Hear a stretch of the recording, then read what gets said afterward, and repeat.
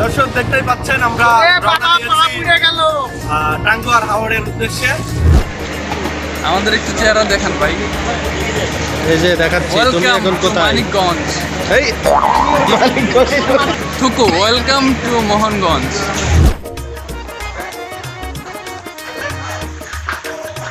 এখানে না আসলে বোঝা যাবে না যে এত মজা।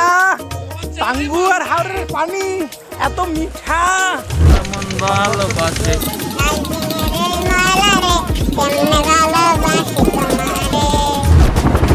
আমার স্যান্ডেলটা কই?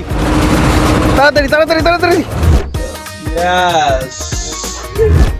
আসলে স্পেসিফিক করে বলা মুশকিল, সবগুলোই ভালো লাগছে। জার্নিটা ছাড়া মানে ছোট ছোট গাড়িগুলোতে বা মোটরসাইকেলে করে জার্নিটা, রাস্তাগুলো ভালো নয়। আর বাকি প্লেসগুলো অবশ্যই উপভোগ করার মতো।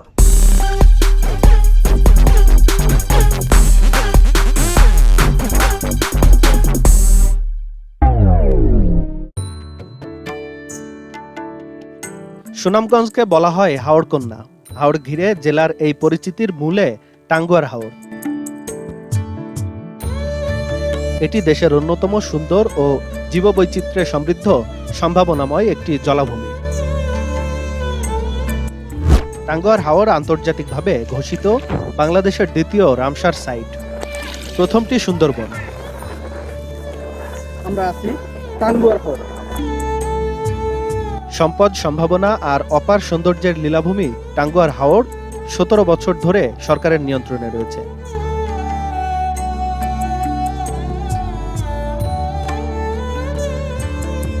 হাওরের সম্পদ রক্ষা ও সংরক্ষণে কাজ করছে জেলা প্রশাসন।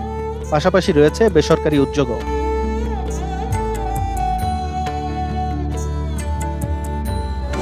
গাছ, মাছ, পাখি আর প্রাকৃতিক জীববৈচিত্র্যের আধার এই হাওর। রূপে গুণে অনন্য টাঙ্গুয়ার হাওর এখন পর্যটকদের কাছে অতি প্রিয়।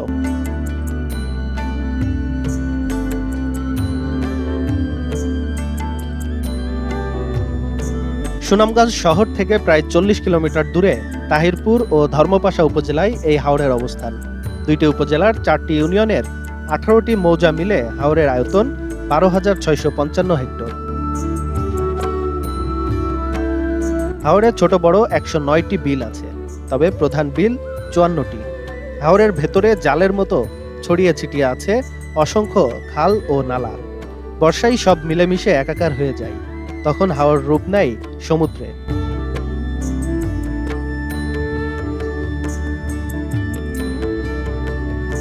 হাওর এলাকার 88টি গ্রামের প্রায় 60,000 মানুষ হাওরের ওপর নির্ভরশীল। হাওরের উত্তরে ভারতের মেঘালয় পাহাড়, এই পাহাড় থেকে 38টি ঝর্ণা নেমে এসে মিশে গেছে টাঙ্গুয়ার হাওরে।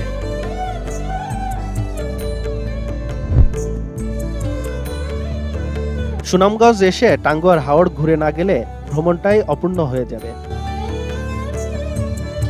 টাঙ্গুয়ার হাওরে ঘুরে বেড়াতে এখন বেশ ভালো সুযোগ সুবিধা রয়েছে পর্যটকদের জন্য।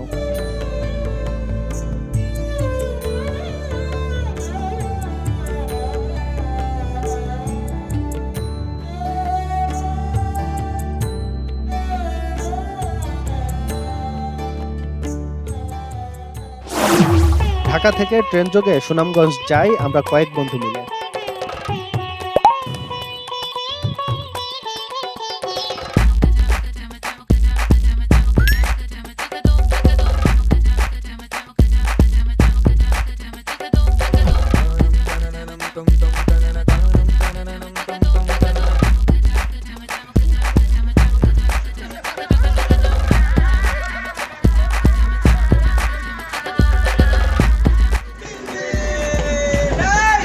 বন্ধু 3 দিন তোর বাড়িতে গেলাম, দেখা পাইলাম না।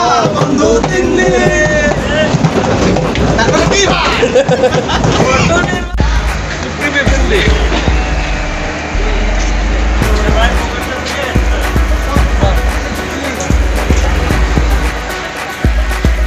আমাদের একটু চেহারা দেখান ভাই। এই যে দেখাচ্ছি, তুমি ওয়েলকাম এখন টু কোথায়? মানিকগঞ্জ। এই মানিকগঞ্জ ওয়েলকাম থুকু, ওয়েলকাম টু মোহনগঞ্জ।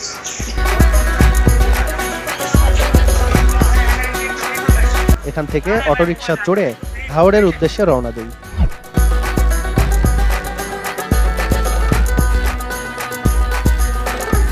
পথেই আরও অনেক পর্যটকের সঙ্গে দেখা হয়, পরিচিত হয় তাদের সঙ্গে।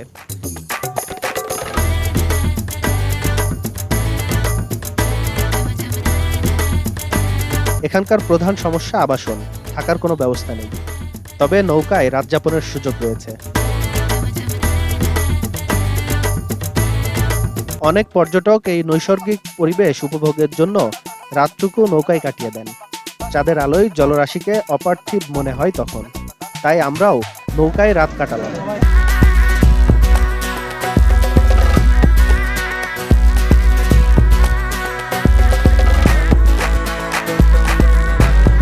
মোহনীয় পরিবেশে আমরাও যেন হারিয়ে যাই দূর কোনো অজানায়।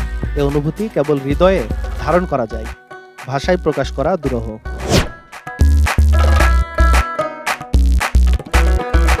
নৌকা ভাড়া নিতে চাইলে দরদাম করে নেওয়া উত্তম। স্বচ্ছ জলরাশির পাশাপাশি হাওড়ের আশেপাশের পরিবেশও নান্দনিকতায় ভরপুর। পাহাড়ে ঘেরা এ জনপদের মানুষের সঙ্গে নদীর গভীর মিতালি রয়েছে। নদীকে কেন্দ্র করেই তাদের আয় রোজগার।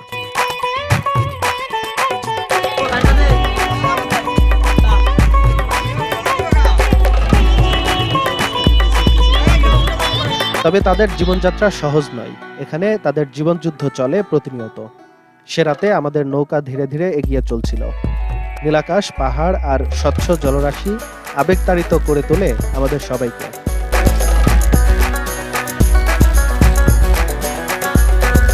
শীতকালে এখানে অনেক অতিথি পাখির আগমন ঘটে। বহু প্রজাতির পাখি দূর দূরান্ত থেকে আসে। এখানকার পরিবেশ এতটাই মনোরম যে দিনের পর দিন কাটিয়ে দিতে চাই মন। বর্ষাকালে এখানকার পানি টাইটুম্বুর থাকে।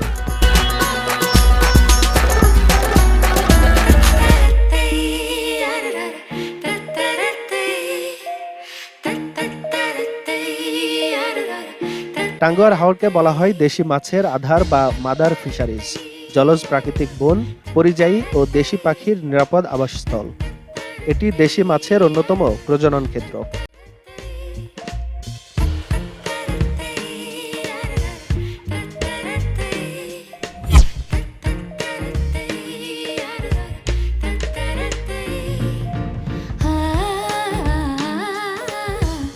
প্রতি বছর শীত মৌসুমে দেশি ও পরিযায়ী লাখো পাখির মেলা বসে এখানে। দীর্ঘদিন পানির নিচেও টিকে থাকতে পারে এমন কিছু বিরল প্রজাতির উদ্ভিদ আছে এখানে।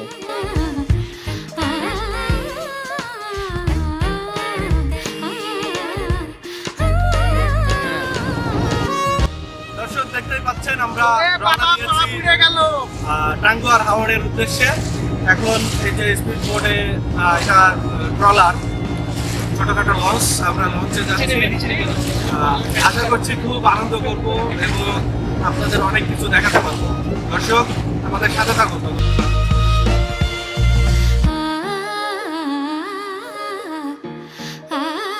বিলুপ্ত প্রায় হিজল করজ গাছের পাশাপাশি এখানে রয়েছে নলখাগড়া, সিংড়া, চাইল্লা, বাইল্লা, বনতুলসী, উকল, গুজ্জা কাটা, শালুক ও শাপলা।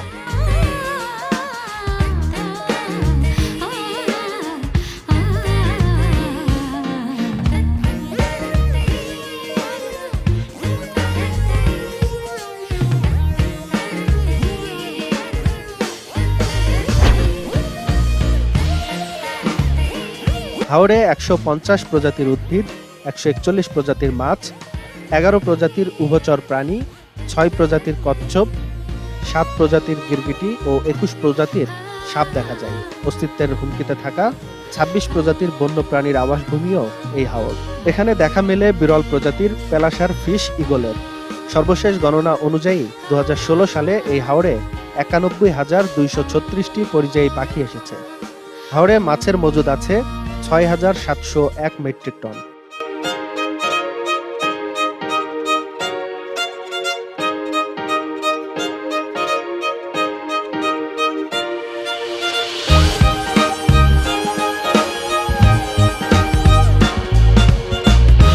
এখানে বিলুপ্ত প্রায় মাছের মধ্যে আছে চিতল, মহাশোল, নানিদ, সরপুটি, বাগাড় ও রিটা। বেশি পাওয়া যায় রুই, গন্যা, কাতলা, কালবাউস, শোল, গজার, টাকি, মেনি, বোয়াল, ট্যাংরা ইত্যাদি। হাওরের ভেতরে জলের মতো ছড়িয়ে ছিটিয়ে আছে অসংখ্য খাল ও নালা। বর্ষায় সব মিলেমিশে একাকার হয়ে যায়। বর্ষা ও শুকনো মৌসুমে টাঙ্গুয়ার হাওরের দুই রূপ চোখে পড়ে। বর্ষায় দিগন্ত বিস্তৃত জলরাশি, এই জলরাশির ওপর মাথা উঁচু করে দাঁড়িয়ে থাকে হিজল ও করজ গাছের বাগান। তখন হাওরের গ্রামগুলোকে মনে হয় ছোট ছোট দ্বীপ, যেন জলের ওপর ভাসছে।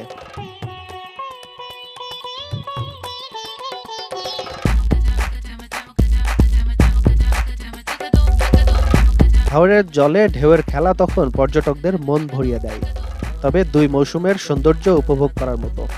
হাওরের উত্তরে সবুজে মোড়া মেঘালয় পাহাড়, পাহাড়ের পাদদেশে হাওর পাড়ে স্বাধীনতা উপত্যকা, Shahid Siraj lake, Niladri DC park. দেখা যায় আকাশে শুভ্র মেঘের উড়াউড়ি।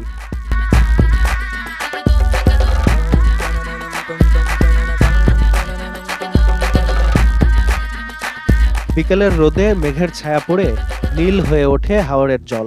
তখন পুরো এলাকাকে ছবির মতো মনে হয়। শুকনো মৌসুমে হাওরের জল থাকে কম, তখন পায়ে হেঁটেই হিজল ও করজ বাগানের ভেতর দিয়ে ঘুরে বেড়ানো যায়। পুরো হাওরকে চোখের সীমানায় নিয়ে আসতে রয়েছে পর্যবেক্ষণ টাওয়ার।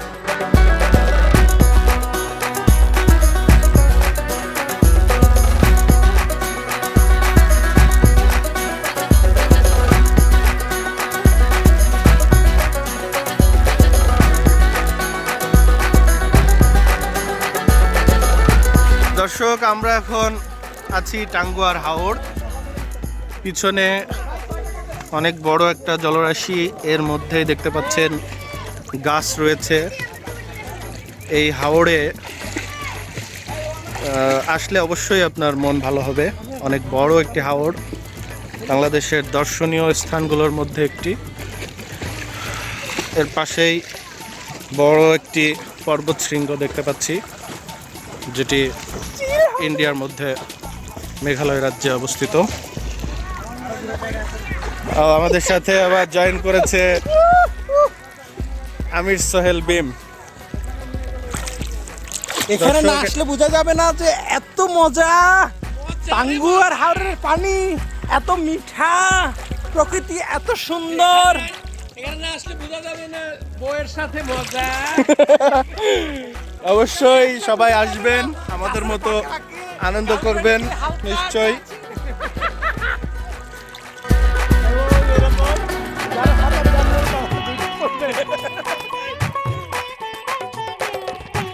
টাঙ্গুয়ার হাওরে ঘুরে বেড়াতে এখন বেশ ভালো সুযোগ সুবিধা রয়েছে পর্যটকদের জন্য।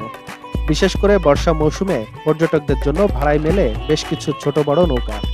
এসব নৌকায় রয়েছে আধুনিক সব সুযোগ সুবিধা।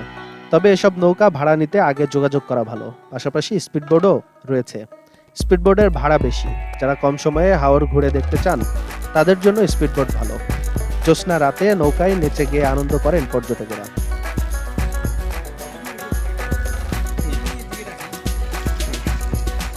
বুঝলেন?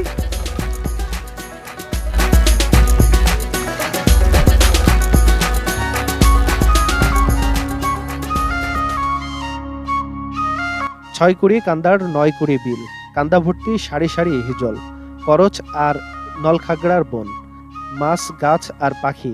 এই হলো টাঙ্গুয়ার হাওর। তবে এসব সোনালী অতীতে পরিণত হলেও এখনো দেশের অন্যতম সমৃদ্ধ ও সম্ভাবনাময় এই জলভূমি।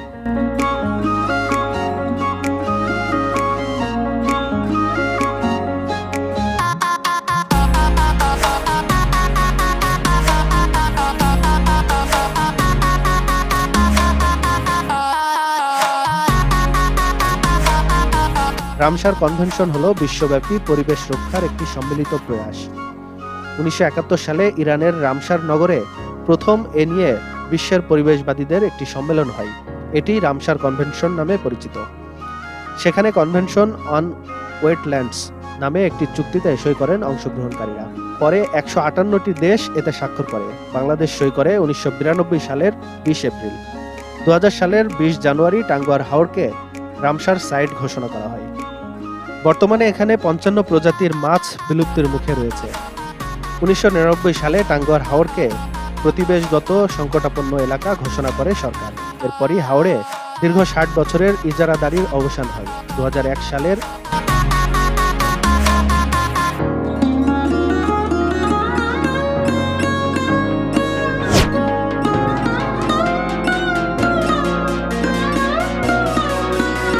12 জানুয়ারি হাওড় এলাকার মানুষের আর্থসামাজিক অবস্থার পরিবর্তন, সম্পদ সংরক্ষণ ও টেকসই ব্যবস্থাপনা নিশ্চিত করার লক্ষ্যে বাংলাদেশ ও সুইজারল্যান্ড সরকারের মধ্যে একটি সমঝোতা স্মারক সই হয়।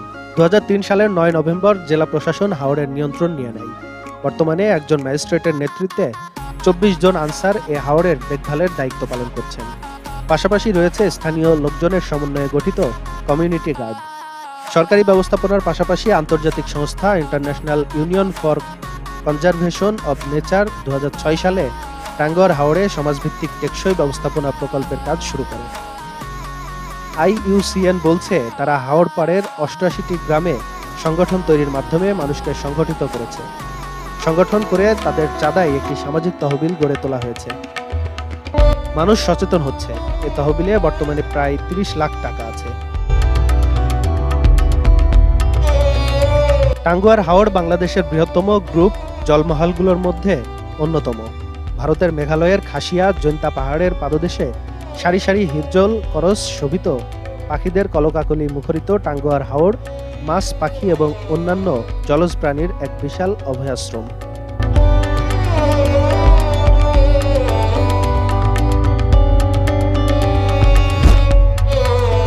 নলখাগড়া বন বৃদ্ধি পেয়েছে কয়েক গুণ। শীত মৌসুমে অতীতের সকল রেকর্ড ভেঙে ব্যাপক পাখির আগমন ও অবস্থানে মুখরিত হয় টাঙ্গুয়ার হাওড়। বিলুপ্ত প্রায় প্যালাসেস, ঈগল, বৃহদাকার গ্রে কিংস্টর্ক, শকুন এবং বিপুল সংখ্যক অতিথি পাখি ছিল টাঙ্গুয়ার হাওড়ের অবিস্মরণীয় দৃশ্য। সোমেশ্বরী নদী বাংলাদেশের অপরিচিত একটি নদী। হাঁটতে হাঁটতে বিধ্বস্ত হয়ে গেছি। আমরা ও পাশে চীনা পাহাড়ে যাচ্ছি, ওই পাশে রয়েছে মেঘালয় পর্বত দেখতে পাচ্ছি।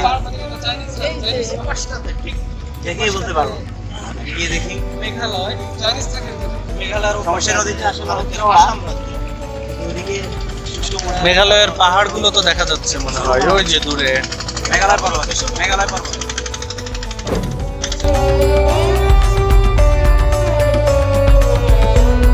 কোনো কোনো স্থানে কিলোমিটারের বেশি এলাকা জুড়ে শুধু পাখিদের ভেসে থাকতে দেখা যায়। টাঙ্গুয়ার হাওড় মাছ, পাখি এবং উদ্ভিদের পরস্পর নির্ভরশীল এক অনন্য ইকোসিস্টেম। বর্ষাকালে শহরের সাহেববাড়ি নৌকাঘাট থেকে ইঞ্জিন বোট বা স্পিড বোট যোগে সরাসরি টাঙ্গুয়ার হাওড়ে যাওয়া যায়।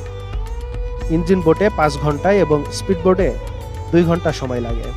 সেক্ষেত্রে ইঞ্জিন বোটে খরচ হয় 2000 থেকে 2500 টাকা। পক্ষান্তরে স্পিড বোর্ডে খরচ হয় 7500 থেকে 8000 টাকা।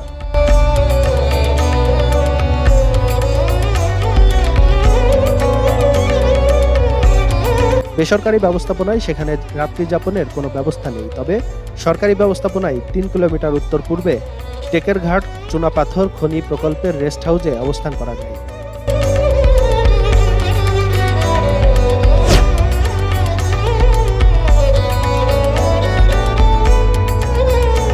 গ্রীষ্মকালে শহরের সাহেববাড়ি খেয়াঘাট পার হয়ে অপর পাড় থেকে প্রথমে মোটরসাইকেল যোগে 2 ঘন্টায় শ্রীপুর বাজার বা ডাম্পের বাজার যেতে হয়। ভাড়া 200 টাকা। সেখান থেকে ভাড়াটে নৌকায় টাঙ্গুয়া ঘুরে আসা যায়। সেক্ষেত্রে ভাড়া বাবদ ব্যয় হয় 300 থেকে 400 টাকা। সময় করে একদিন আপনিও ঘুরে আসতে পারেন টাঙ্গুয়ার হাওড় থেকে। পরিষ্কার পানি ও নির্মল বাতাস দেহ মনকে সজীব করে তুলবে নিশ্চিত।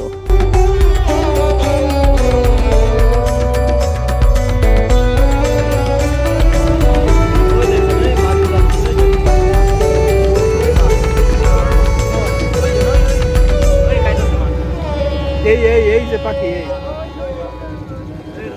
তো খালি চোখে পালবা। দর্শক, ভিডিওটি কেমন লাগলো তা অবশ্যই কমেন্ট করে জানাবেন। ভালো লাগলে লাইক, শেয়ার এবং সাবস্ক্রাইব করে আমাদের পাশে থাকবেন। ভিডিওটি দেখার জন্য ধন্যবাদ সবাইকে।